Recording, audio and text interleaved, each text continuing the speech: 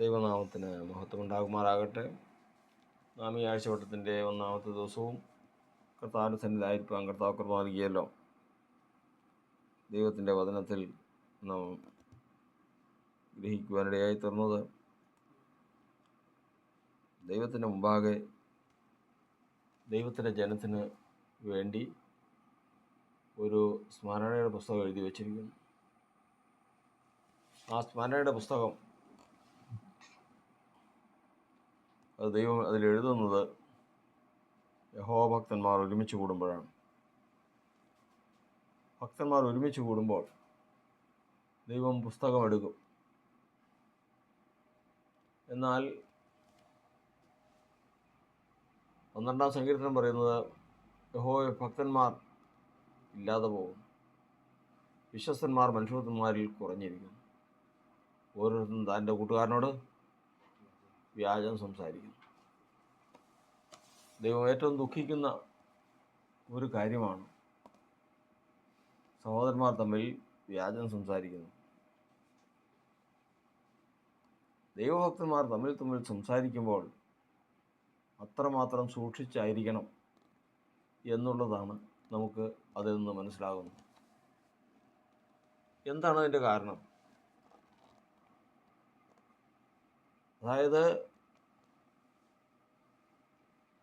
മനുഷ്യന് 2 കൈകളുണ്ട്. ഈ 2 കൈകൾ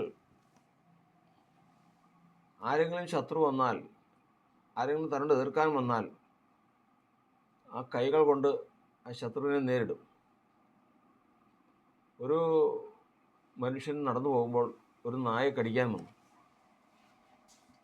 തൊട്ടടുത്ത് കിടന്നൊരു വടിയെടുത്ത് 2 കൈ കൊണ്ടും അതിനെ അടിച്ചോടിച്ചു. തനിക്കെതിരെ വന്ന ശത്രുവിനെ ആ 2 കൈകൾ കൊണ്ട് ആ മനുഷ്യൻ ജയിച്ചു.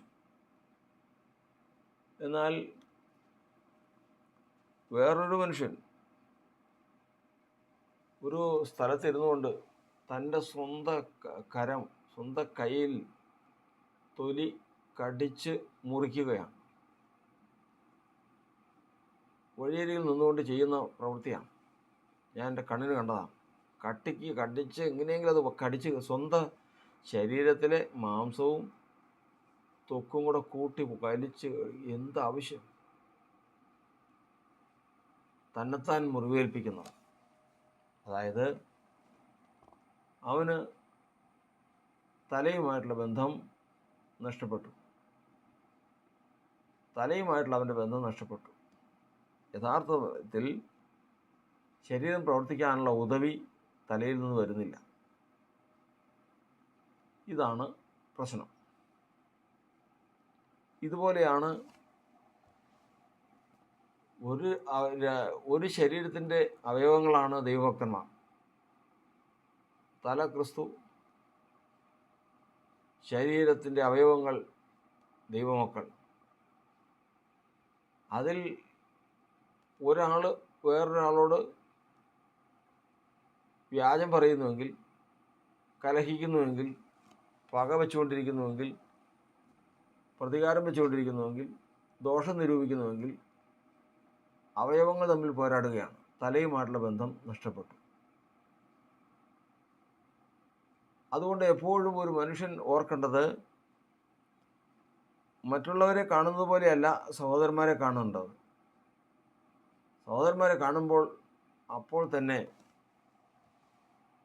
ഈ സഹോദരനോട് സംസാരിപ്പാൻ,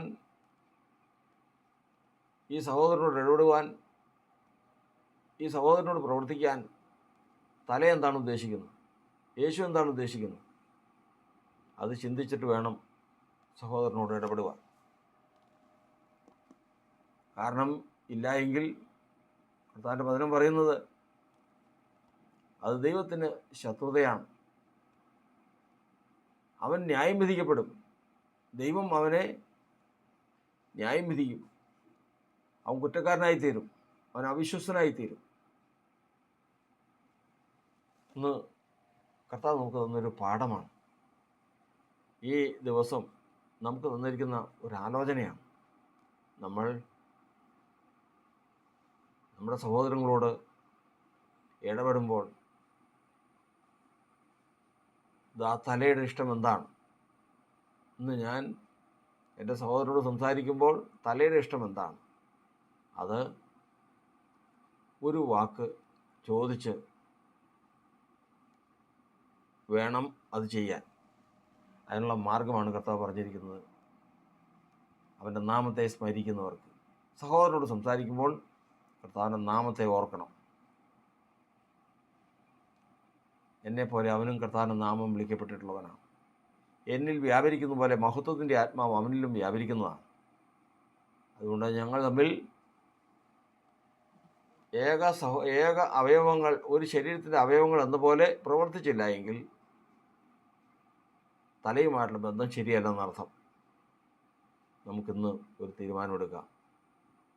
നമ്മോട് മറ്റുള്ളവർ എന്ത് പ്രവർത്തിക്കുന്നു എന്നുള്ളതല്ല, എൻ്റെ ഹൃദയം എൻ്റെ സഹോദരനോട് നിഷ്കളങ്കമായിരിക്കട്ടെ.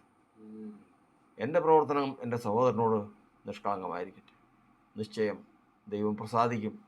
വിശ്വസ്തരുടെ മാർഗമാണ്. കർത്താവിൻ്റെ പുസ്തകത്തിൽ, സ്മരണയുടെ പുസ്തകത്തിൽ അതുണ്ടാകും. ദൈവം നമ്മെ അനുഗ്രഹിക്കുമാറാകട്ടെ.